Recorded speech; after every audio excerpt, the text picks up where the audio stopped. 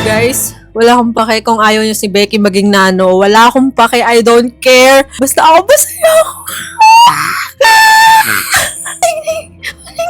So ito na nga, in-announce na nga sa socials ng Girl From Nowhere na si Becky Armstrong na nga ang bagong nano.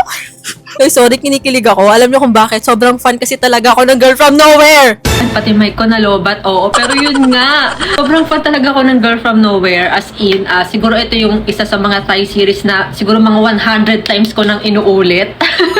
And sobrang saya ko kasi si Becky. Isa siya sa #1 GL crush ko talaga. And oh my gosh, hindi ko talaga ini-expect. Kahit alam naman natin na matagal na talaga tong na-leak, 'di ba? So, saya kaming mga fans para kay Becky.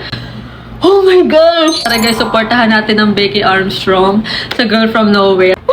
Kinikilig talaga ako, nanginginig ako guys. Oh my